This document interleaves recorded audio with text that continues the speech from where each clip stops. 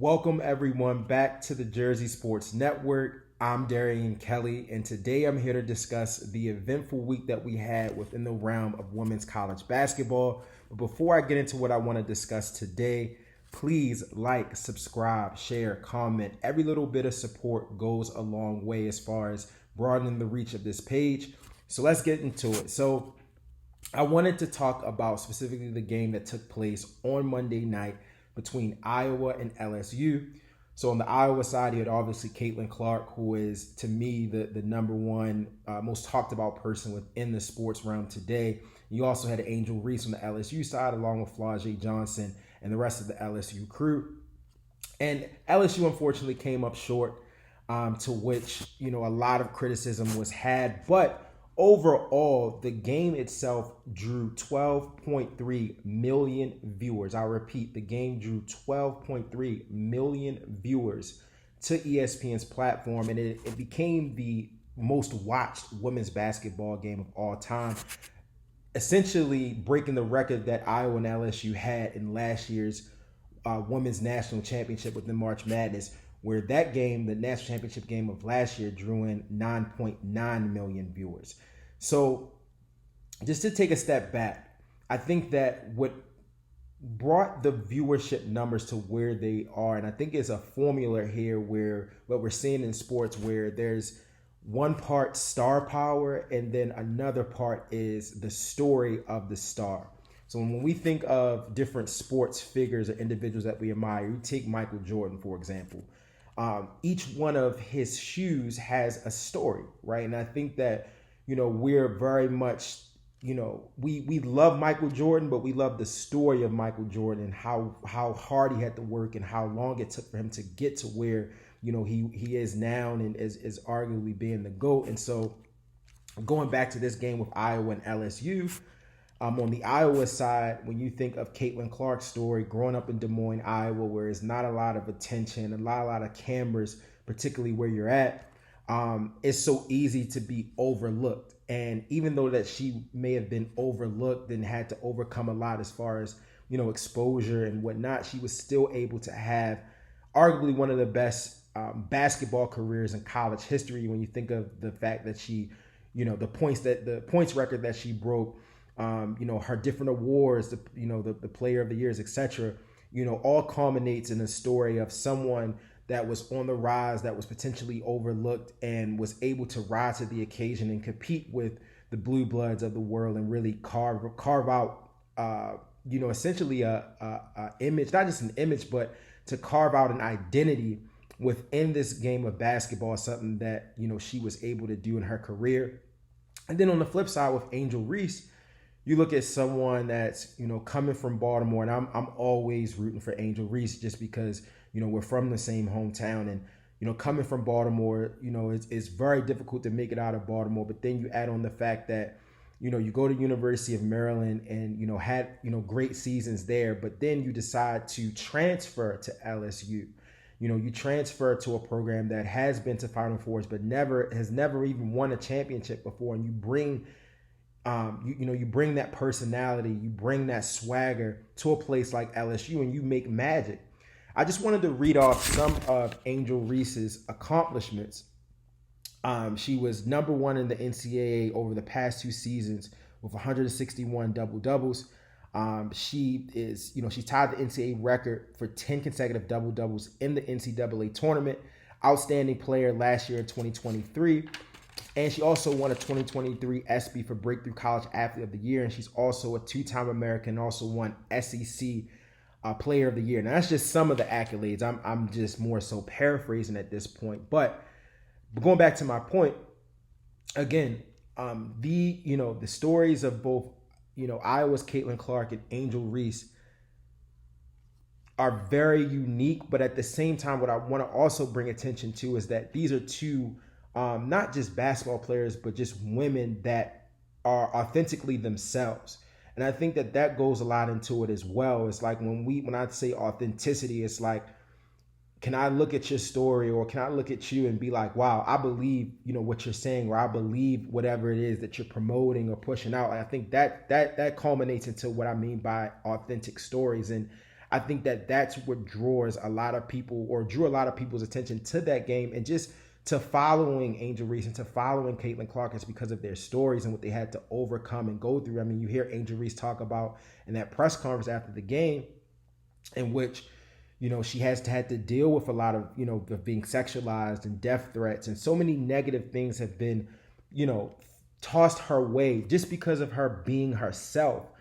It reflects not just the climate that we're in, but also, something that we have to get used to in sports, because just like how we had Angel Reese, we were blessed to have, blessed to witness her talents these past years. There's going to be someone else that comes, years long, who may remind us of an Angel Reese, or who is just someone just being themselves.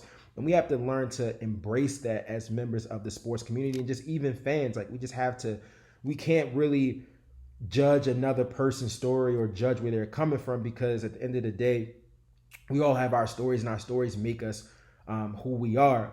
But all in all, I believe the game was, lived up to the hype, and it lived up to what we were expecting, given what took place last year in the national championship. Another thing that I also wanted to bring to the forefront as well, when it comes to viewership in these games, when you see large numbers of views, is the sports betting component. And sports betting is something that I haven't mentioned in my previous videos, but my background is that I formerly was on the Fox Sports' gambling editorial team, as a student intern, last fall. And it was amazing to be a part of that editorial staff, because it allowed for me to kind of see different correlations of how things that take place in the news and how it could impact a game, or impact how people bet, etc. Even though I was, helping and assisting with certain articles, I was doing a lot of research, competitive analysis, and just staying up to date on what was taking place. Because when you're in the sports betting realm, every little piece of news is very, very, it's almost, you feel as if you are a news reporter, and you have to look out for breaking stories. That's how it felt as a gambling editor, or as a gambling editing intern on that team. I constantly had to lay claim to different things, and keep the team informed. But going back to the correlation of why I brought up sports betting in the first place, is because the Iowa LSU game that took place on Monday was the most bet women's college basketball game. It drew a number of different records, and even Caesar Sportsbook came out and said that a representative from the sportsbook had mentioned that Women's March Madness had accounted for a 3x increase in sports betting handle. Sports betting handle is the amount of money that people are betting with. So if you see something that says something that got $2 billion worth of handle, hypothetically, that's how much money people were actually betting themselves. And so this game, specifically the Iowa LSU game, was the most bet women's college basketball game. And we have to be mindful of that, right? Whenever we see, like I said, the correlation between not just viewership and stars and stories, there's also a correlation between viewership and sports betting numbers. So when you think of something like the Super Bowl, for example, that draws a lot of viewership, and it's broken viewership records, year after year, you have to also factor in the sports betting component, and understanding that, now that sports betting is, becoming more and more you can't log on to anything that's sports worthy and not see a sports betting, piece of marketing that is pushed out, or what have you.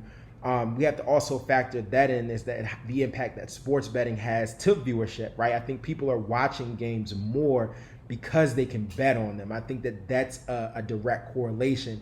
And so, there are so many different things, so many different factors that go into a game or a sports program that generates a lot of viewership. But at the end of the day, I think storytelling, star power, are those key things that draw us to sports and makes us want to tune in. And I think that the viewership numbers for Monday's game is just a direct reflection of that, of not just the play of the two teams and what they bring to the table, but just the two stories of Iowa's Caitlin Clark as well as LSU's Angel Reese. And Angel Reese also declared for the draft. I want to say a day after that game, she declared for the draft through Vogue. She actually released news through Vogue, the magazine Vogue. And I think that that's a tail sign of what's to come with, her relationship with these brands. And I think it sets the foundation for how college athletes should approach brand partnerships moving forward.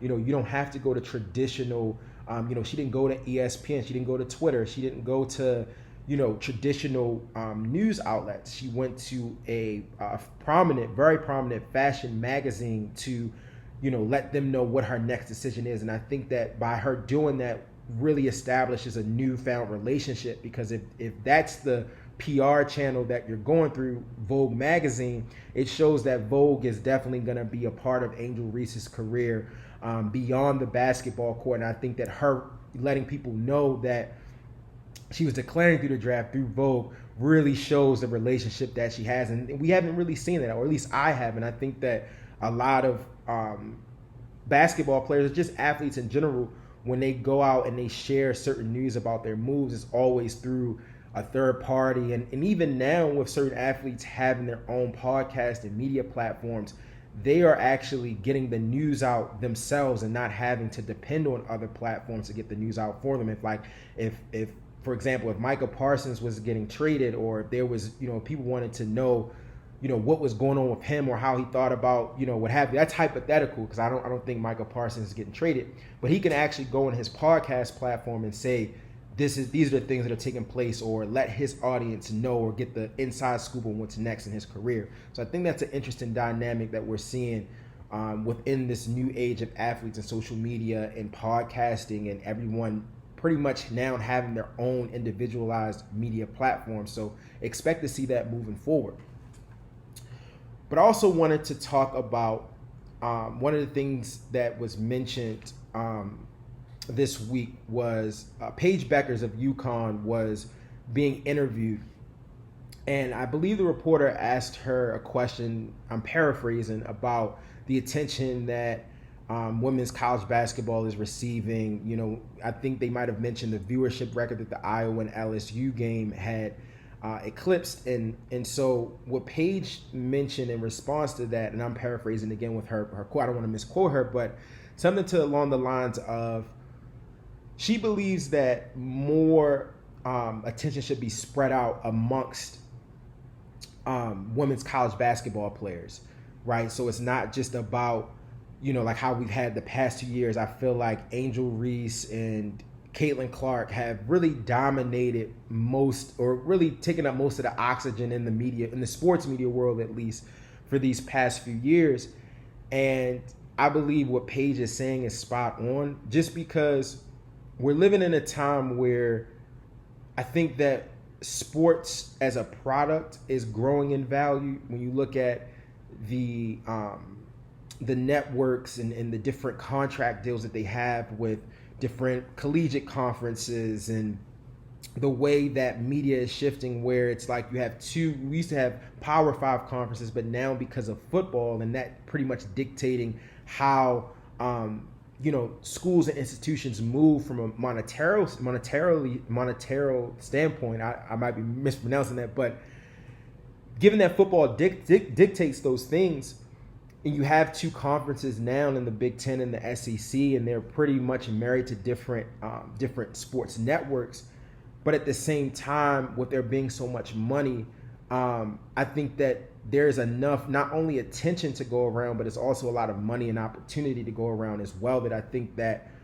not just women's college basketball players, but just, women athletes in general will continue to tap into. And I think that they're doing it through NIL. When you think of, the individual women athletes that are prominent on social media, it's like they're already impacting not just their sports and just the schools that they go to, but they're also are not just athletes now, but they're also a part of the influencer economy. When you think of TikTok, you think of Instagram, and just how much views and their followings. And so I think that that's something to always keep in mind as well, is that we're living in a time where, sports media is growing in value. Sports products like these games are getting a lot of different views. And even outside of just the terms that we're more familiar with, I mean, there's a lot going on in the sports tech and in sports venture capital side of things. And so there's so much money in sports. And I think that we're at a time with Angel going to the WNBA and Caitlin going to the WNBA, it's going to really open up the doors for us,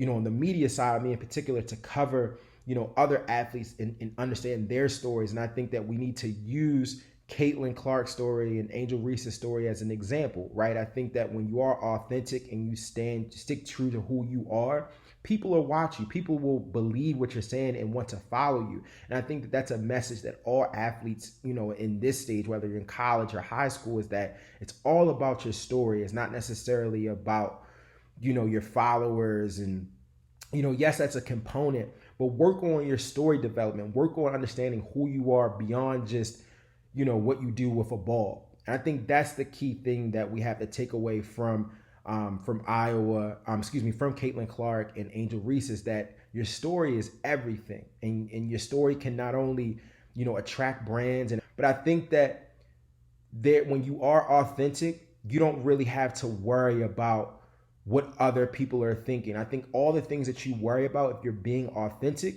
all the things that you desire will come to you. And that's the thing, that's my biggest takeaway. And that's my takeaway for you and those that are watching. Be as authentic as possible with your content, with your offerings, and what you're giving and putting out into the world. As long as you're being authentically you, then there's nothing to really worry about. So with that, thank you again for tuning in and joining us today on the Jersey Sports Network.